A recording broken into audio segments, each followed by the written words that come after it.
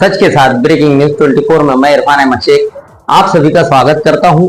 पेश है आज की ताजा तरीन और अहम खबरें। जिस दिन हमको अंग्रेजों की गुलामी से आज़ादी मिली, उस दिन भी अगर आप बोलेंगे क्या खाना क्या नहीं खाना, तो फिर आज़ादी हमने किस लिए ली थी और संविधान हमने बनाकर अपने आप को क्यों दिया। राइट टू लाइवलीहुड उसमें एक फंडामेंटल राइट है। तो ये अजीब व गरीब ऑर्डर है और मेरे नज़र में ये अनकॉन्स्टिट्यूशनल ऑर्डर है। यौम आज़ादी है, खुशी का मौका है और हम आज़ादी की लड़ाई में हमारे बुज़ुर्गों ने क्या क्या कुर्बानियाँ दी थी। तो अब उस दिन भी अगर हम ये बोलेंगे कि नहीं नहीं ऐसा नहीं है, ठीक नहीं है, वो ठीक नहीं है, मुझे समझ में नहीं आया ऑर्डर क्यों निकाला गया और मेरी नज़र में एक अनकॉन्स्टिट्यूशनल है और इस तरह का ऑर्डर नहीं निकलना चाहिए था। अब आप लिकर को आप गोश्त से क्यों मिला रहे हैं?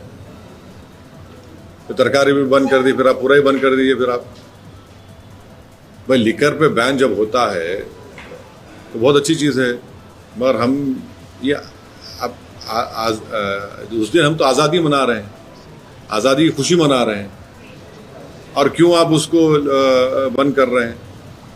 भाई शराब पीकर कोई गलत काम कर सकता है, मगर ये तो लाइवलीहुड है ना उसकी, तो गोश्त बेचना बेचारे लोग। और उसमें ये तो कोई मोर देन 90% करीब लोग तेलंगाना में गोश्त खाते हैं। तो इसमें शहबाज शरीफ ने चौथी बार 48 जब्तों में चौथी बार ये धमकी आई है कि पाकिस्तान के हिस्से का एक बूंद पानी भी छीनने नहीं देंगे, नहीं तो इसके गंभीर परिणाम होंगे। ये मतलब ये आसिफ मुनीर, बिलावल भुट्टो, ख्वाजा आसिफ की बात किया जाए तो 48 घंटों में ये चौथी बार ये धमकी सुनने को मिल रहा है, क्या कहना है? ब्रह्मोस है हमारे पास। और फिर उनको ये भी समझना चाहिए कि उन्होंने खुद कहा कि मैं स्विमिंग कॉस्ट्यूम में था तो मुझे मालूम हुआ कि 9 एयरबेस चले गए। इस तरह की बकवास उनको नहीं करनी चाहिए। आप एक मुल्क के वज़ीर आज़म हैं, आप एक कुछ तो खैर आपको उसका पासो लिहाज नहीं होगा, मगर इस तरह की आप ज़बान इस्तेमाल कर रहे हैं जो हम पे कोई असर नहीं करेगा।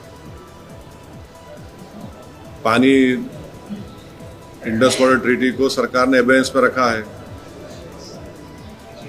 अब एबेंस में रखा है तो बजाय उसके कि आप थोड़ा तब्दीली दिखाते, आप धमकी दे रहे हैं, तो धमकी का असर कुछ नहीं होगा भारत के ऊपर। अब बहुत हो गया।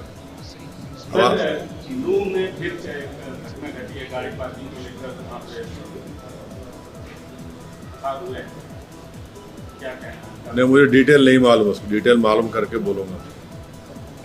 सर, तेजस्वी यादव का आरोप है कि बिहार में वोट चुराने को लेकर चुनाव आयोग भाजपा के साथ साठगांठ कर रहा है। बिहार के नेता प्रतिपक्ष ने ये भी आरोप लगाया है कि भाजपा नेताओं के 2 वोटर कार्ड उन्होंने बनाए हैं। क्या कहें? देखिए, SIR के खिलाफ हमारी पार्टी की तरफ से मैं बोल सकता हूँ, उनकी तरफ से नहीं बोल पाऊँगा मैं, ना मुझे ज़रूरत है। SIR जो हो रहा है, हम शुरू से कह रहे हैं कि इस SIR के ज़रिए कई जेन्युइन वोटर्स का नाम काटा जाएगा और कट रहा है। और मिसाल के तौर पे अब जो प्रोविजनल वोटर लिस्ट आई, इसमें हमको पता ही नहीं है, किसी को पता नहीं है कि कितने वोटर्स ने सिर्फ इन्यूमिनेटर्स फॉर्म पे साइन करके दे दिया और डॉक्यूमेंट नहीं दिए। तो कल जब फाइनल लिस्ट आएगी तो ECI को इख्तियार है कि भाई XYZ ने सिर्फ फॉर्म करके साइन करके दे दिया, हमको डॉक्यूमेंट नहीं दिया। आप शिफ्टिंग बोल रहे हैं, तो शिफ्टिंग किसकी हमको नहीं मालूम। आप बोल रहे 2 जगह नाम है, किसके हमको वो भी नहीं मालूम। हम अपने लॉयर निज़ाम पाशा साहब को कई वोटर का नाम दिए हैं, जो वहाँ पर है उनका नाम नहीं आया। अख्तर उल ईमान साहब खुद वहाँ पर सुप्रीम कोर्ट में पार्टी हैं। अपनी विधानसभा में हमने कई वोटर्स का नाम दिया जिनका नाम नहीं आया, जो है वहाँ पर, उनके डॉक्यूमेंट भी है, उसका क्या करेंगे आप? तो ये SIR जो है ये बड़ा अच्छा। और एक चीज़, अब आप ये देख लीजिए कि पार्लियामेंट